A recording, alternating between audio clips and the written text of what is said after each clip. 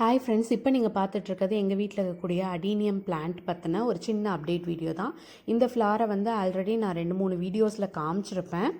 இந்த ஃப்ளார் இருக்கிற இந்த பிளான்ட்டில் அங்கங்கே நான் பிரான்ச்சஸ் கட் பண்ணி விட்டேன். இப்போ இது ரொம்ப நீளமாக வளர்ந்ததுனால 2 பிரான்ச்சை கட் பண்ணி விட்டேங்க. அது கட் பண்ணி விட்டு கணு 2 பக்கம் வந்திருக்கு. அதுவே மொட்டோட தான் வருது. நல்லா கணு விட்டு வரும்போதே மொட்டோட தான் வளருது. இதுலேயும் பாருங்கள் குட்டி குட்டியாக இருக்குது.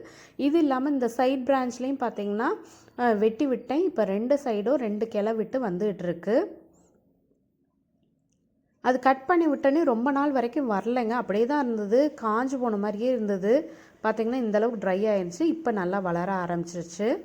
இப்போ மெயின் பிரான்ச்சும் பார்த்திங்கன்னா ரொம்ப நீளமாக ஆயிடுச்சு. ஸோ அதுவும் அதே ஹைட்டுக்கு கட் பண்ணி ஈக்குவலாக விட்டுறலாம் அப்படின்னு ஒரு ஐடியாவில் இருக்குது. ஸோ ஏற்கனவே கட் பண்ண அந்த பிரான்ச்சுக்கு அளவு கட் பண்ணி விட்டுறலான் இருக்கேன். அவ்வளோதாங்க இந்த வீடியோ. அடுத்த வீடியோவில் நான் அப்டேட்டை காமிக்கிறேன்.